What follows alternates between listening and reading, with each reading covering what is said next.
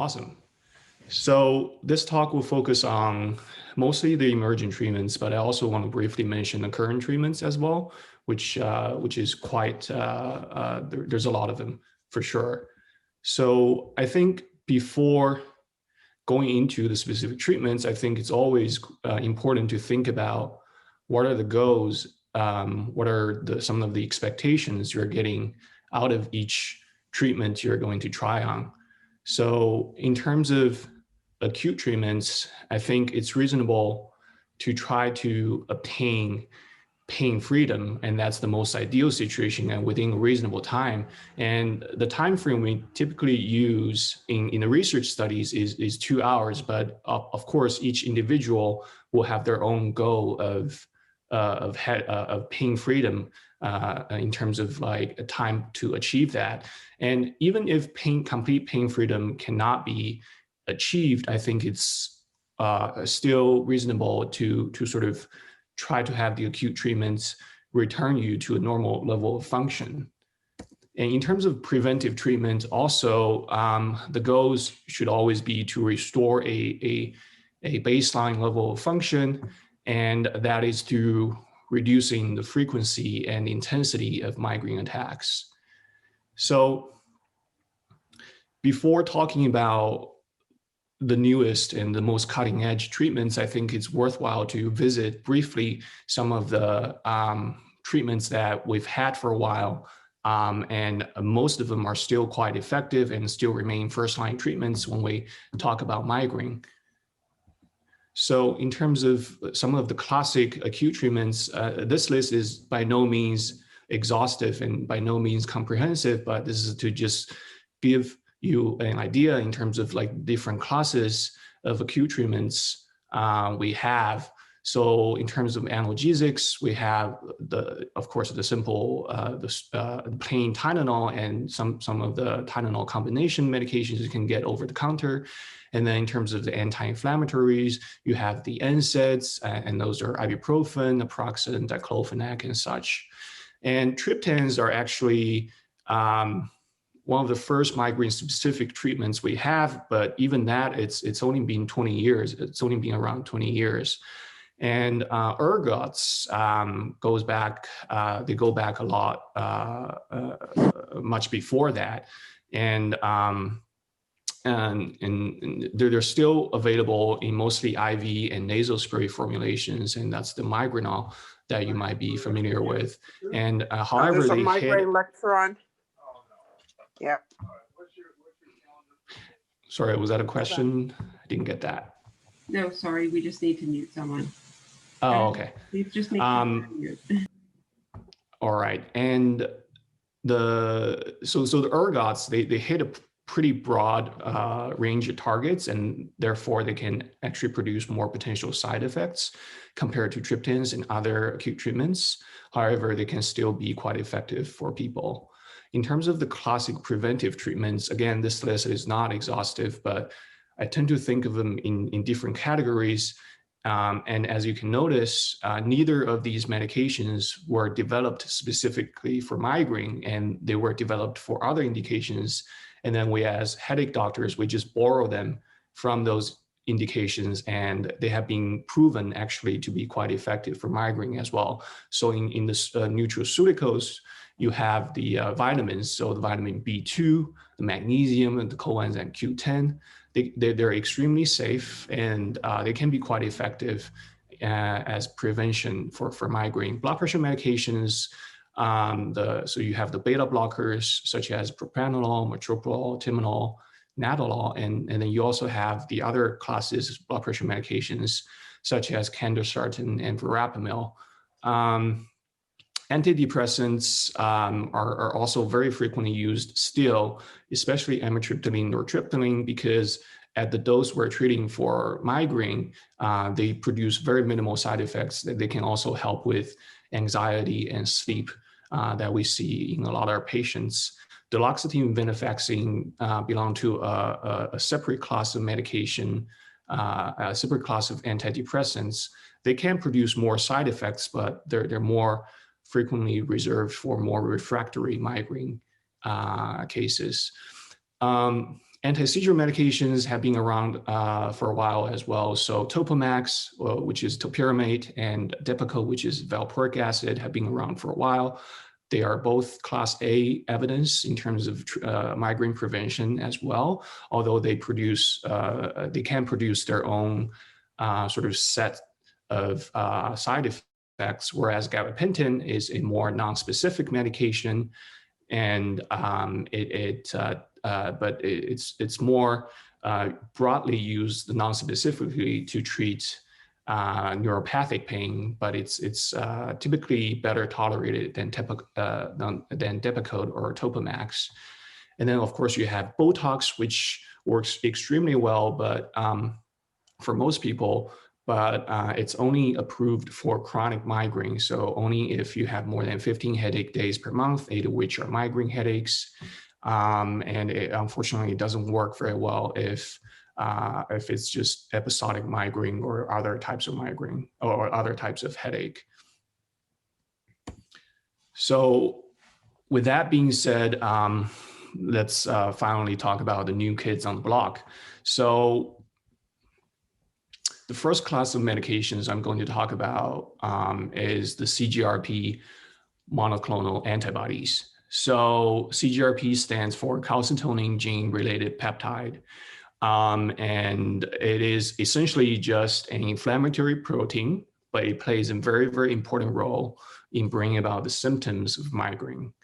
And it was actually first discovered over 30 years ago and has been studied ever since then. There have been a few IV medications initially in this class that were studied, but unfortunately, due to side effects, they were not brought onto the market.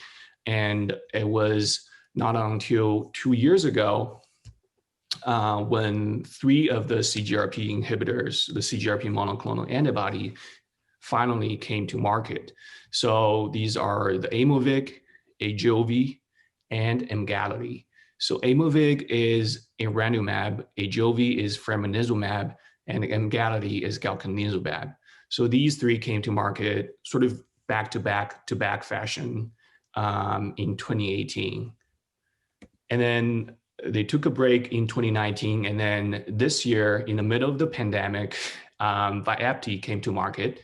And it's the generic name is eptinizumab. So all right, so there are currently 4 monoclonal antibodies on the market. And they're very similar in the sense that in their separate clinical trials, they have all been shown to be very effective compared to placebo in terms of reducing the migraine days and headache days per month. And they all have also been shown to be very well tolerated in the initial study, as well as in some of the more recent long-term follow-up studies. So those are studies that have followed patients on these medications for like anywhere between 1 and 3 years. There are some differences between these 4 medications, however.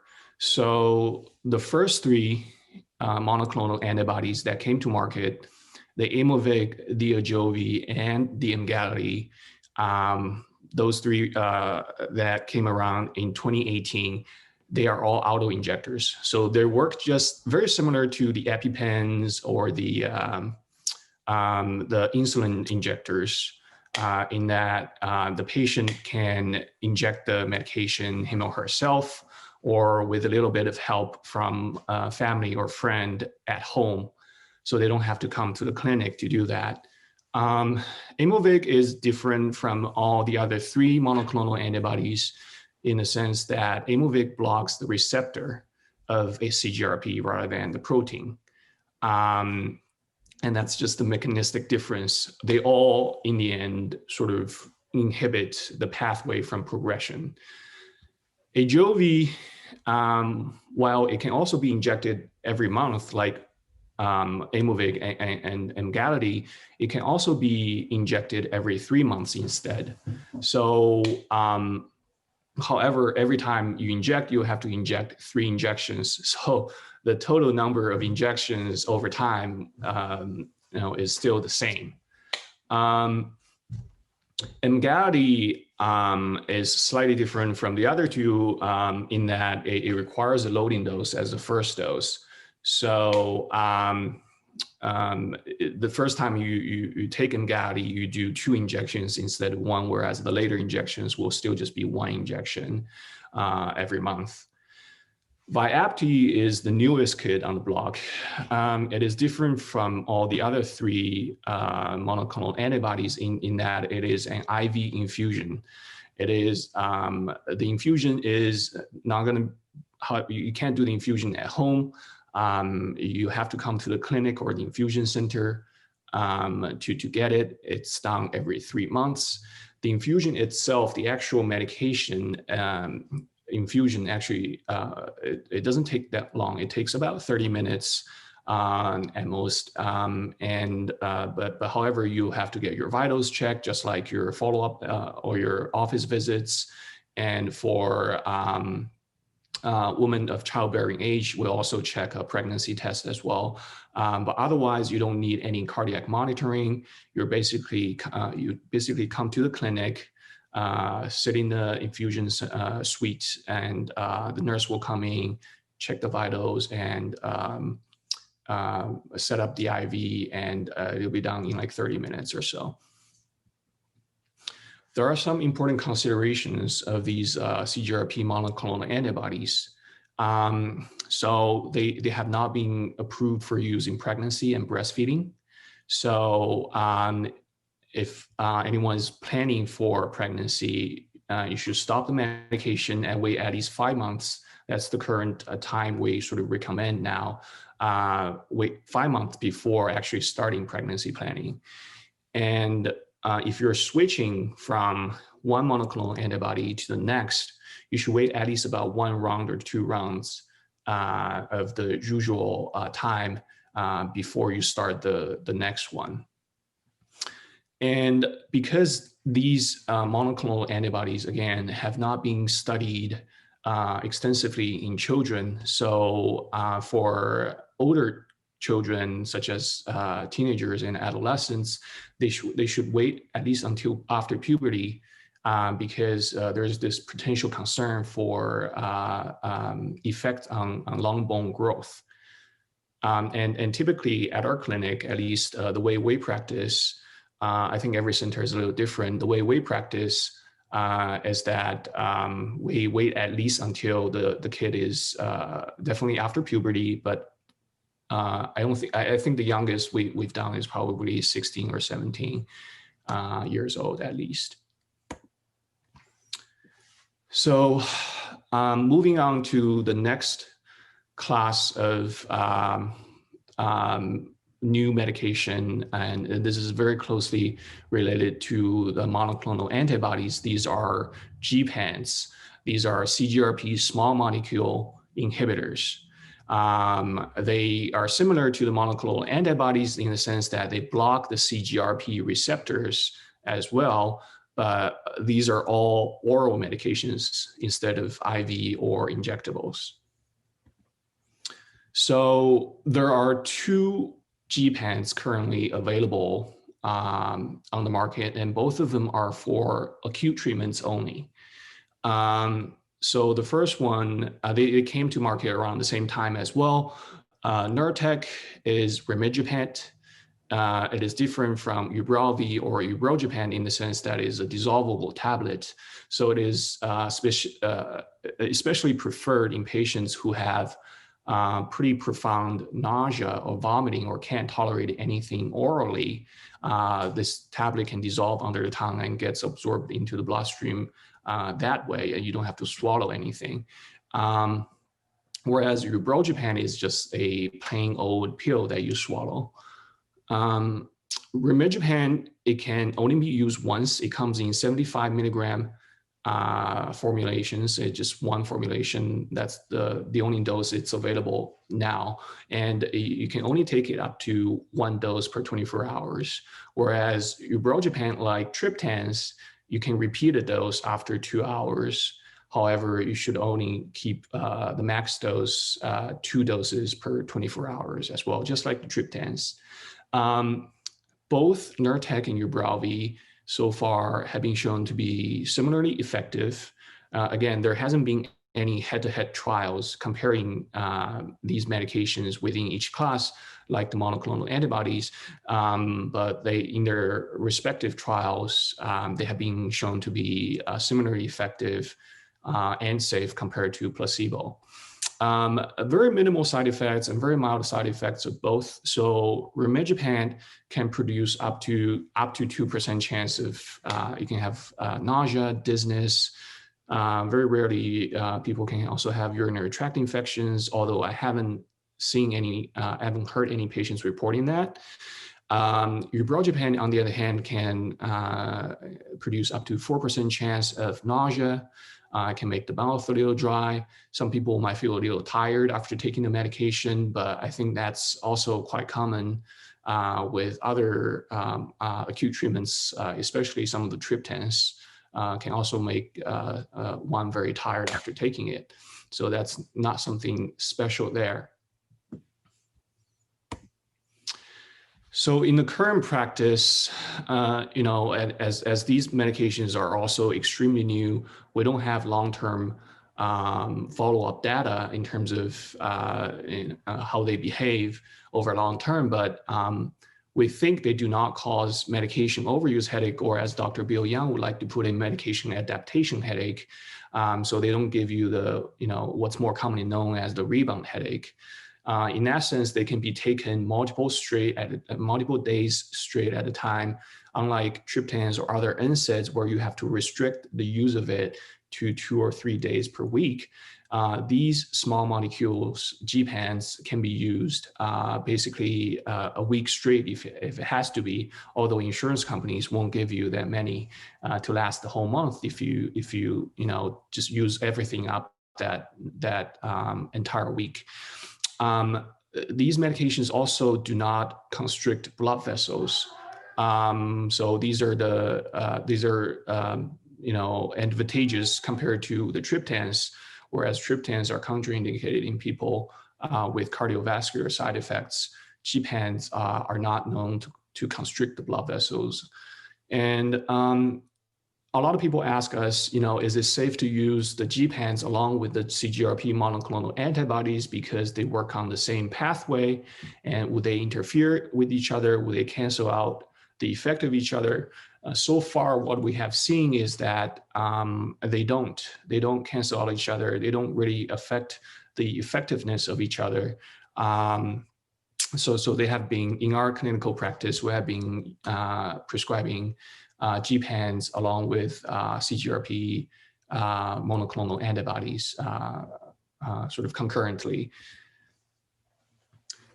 There is one preventive Gepant that is currently in the pipeline. So this is the newest of the newest. Unlike Nurtec or Ubrelvy, atogepant is designed as a preventive Gepant. It is something you take daily, and so far, I think it's currently in a phase 3 study. So that's for those of you who are not familiar with FDA approval process, phase 3 study is the study that you have to do before the medication gets approved. So it has completed a phase 2B/3 study in which it has shown safety and it has shown efficacy. However, like I mentioned, the phase 3 study is still ongoing, and it is not yet FDA approved, although I would sort of expect it to be approved soon in the next couple of years. Now, moving on to the next oral treatments, acute oral treatments, is the Ditans. So the Ditans is a class of medication that are also migraine specific. It targets a receptor called 5-HT1F, similar to the triptans, which target 5-HT1B and 1B. Those are serotonin receptors, but different subtypes. The only medication currently available in that class is lasmiditan, also called Rayval. It's brand name. It's advantageous compared to triptans because, like the Gepants, they also don't have any cardiovascular effect. They don't constrict the blood vessels, so they're also safe in use for people who have cardiovascular comorbidities such as coronary artery disease, strokes, high blood pressure, hyperlipidemia, and maybe diabetes. So that in that way, it's advantageous. The downside of lasmiditan and Rayval is that it can cause sedation and dizziness. So on the label, it'll actually say, and we always tell our patients that you should not drive or operate machinery 8 hours within the 8 hours after you take the medication. It's also has a possible theoretic addictive potential. So it's actually a Schedule 5 controlled substance as well. In the study, I didn't put it down here in words, but in the study, lasmiditan it has also been shown to be quite effective and well tolerated, other than the sedation and dizziness, very well tolerated in terms of acute migraine treatments. So with all these like new medications, again, what we still do not know, I think it is very important to keep in mind, is that we don't know if they're safe to use in younger children. All the studies were conducted in adults above the age of, in adults essentially, so in people above the age of 18. And like I mentioned, some 1 to 3 year follow-up studies have shown good safety and tolerability profiles, but longer follow-up studies for safety and tolerability are still needed, and some of them are currently underway still. All right, so moving on to devices. So it's also very exciting. Now we have currently one device manufacturer actually filed bankruptcy recently. So currently we have 3 devices that are still available. And the one that most people are most familiar with is probably Cefaly. So this is the external trigeminal neurostimulator, and it has been around for quite a few years. The way it works is that it targets 2 branches of the trigeminal nerve, which is the main pain sensing nerve in your head and face. It targets 2 of the branches of this nerve. One is called the supratrochlear nerve, which is this nerve right above the corner of the eyebrow, and the supraorbital nerve, which is more to the side and also right above the eyebrow. And many of you might have had supratrochlear or supraorbital nerve blocks in the clinic. And sometimes we use that acutely, just like the occipital nerve blocks as well, to treat the pain as well. So the way it works is that by stimulating these 2 nerves, they sort of send the signal back to the central pain processing center of the brain, and through that, it decreases the pain signaling throughout the head and the face, and it thus decreasing the degree of pain. So there are 2 modes available of Cefaly. So it has a preventive treatment mode, which you would use every day and 20 minutes every day, and then that is aimed at reducing the frequency and intensity of migraine attacks. And then there's acute treatment mode that you can use up to 60 minutes, and it can reduce. It has been shown to reduce the intensity of the migraine attack within that time. The other interesting thing to note is that Cefaly now is over the counter, so you don't really need a prescription to get it anymore. You can just go and get it without a prescription or without a doctor's visit. And it has also been shown to be safe in pregnancy, so that's also a common option that we offer for pregnant women as well. and it's safe and it's safe and it's effective for both acute and preventive treatments. So the second device I'm going to talk about is the remote electrical neuromodulator. So this is the so-called REN device. Its name is Nerivio. It's a device that you put on your arm. So it's like an armband. And the device is controlled through the smartphone. The way it works is a little similar, somewhat similar to how Cefaly works. Basically, by stimulating the pain fibers, the pain nerves, and the pain pathways from your arm, it also aims at decreasing the central sort of hub, the central pain hub in your brain, and therefore decreases signaling of other pains in other places, such as head pain.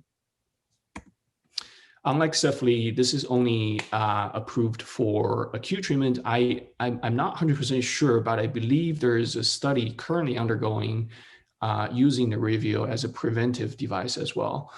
And it's basically a 45-minute stimulation of the arm, and you control the intensity with your smartphone, and it comes with very specific instructions and how you should, how intense the stimulation should be, and to achieve the best benefit from Nerivio. And a third device we currently have available is a vagus nerve stimulator. So it's called GammaCore. It was originally approved for a different kind of headache, not for migraine, but for cluster headache. Like Nerivio, it's also used for acute migraine attacks.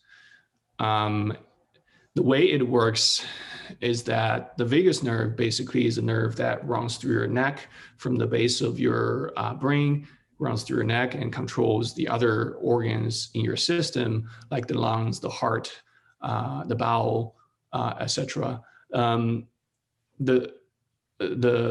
theory, I guess, the mechanism behind which it works is that the vagus nerve is thought to control the rest and relaxation part of the nervous system. So by stimulating the vagus nerve, you're increasing what we call the vagal tone of the entire nervous system, and that is to tell the brain to, hey, you should take a break, chill out and relax. And that is supposed to decrease signaling of pain throughout the nervous system, again, including the head and the face as well. So I think the main takeaway from this talk, I think, is that there have been many medications that have been approved over the past few years. And there have also been many devices that have been approved over the past few years and have become available. And the most important thing, I guess, is I think there's still more to come. And within each class of medications, as well as newer classes of medications that'll come out in the next, I think, reasonably within the next few years. And with that, thank you.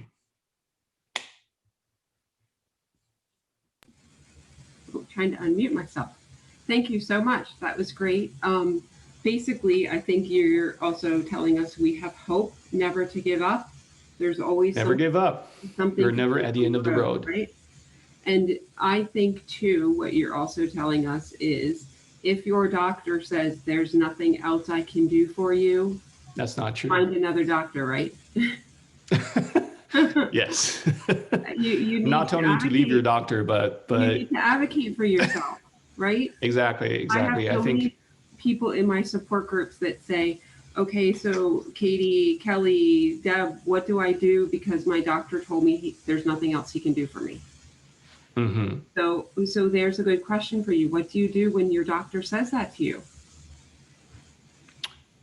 Yeah, I think like Katie, you said it very well. I think you're never at the end of the road. I think just within the very short time I have within the past 3 years, I would say all these new medications basically came to market within the last 3 years, and there are more in the pipeline.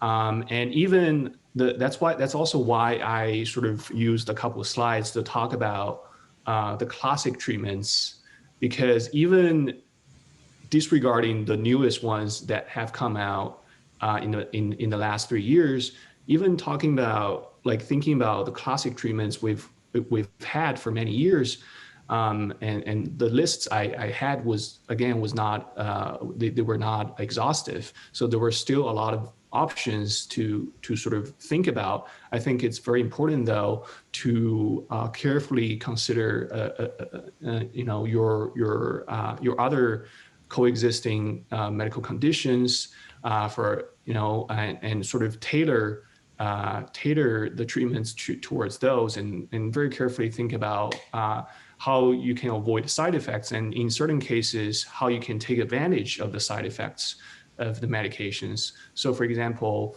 I think the example I gave was amitriptyline, right? So it can make you a little sleepy, but a lot of people with migraine have trouble with sleep. So that can be taken advantage of and used at bedtime to help with sleep. And that's just an example. And so. Great, thank you. We did have one question. Someone asked, is there any benefit to using the 3-month Ajovy over to using the monthly Ajovy? Theoretically, they're the same. I think what we would like to prefer is that you do it every month instead of every 3 months. And in the studies, they have been shown to produce similar effects. But theoretically, if you take it every month instead of every 3 months, you are able to achieve a more steady level of medication in your system instead of going like this. Right. So yeah, we prefer the monthly injection instead. Thank you very much. Perfect explanation. Well, thank you so much for your presentation.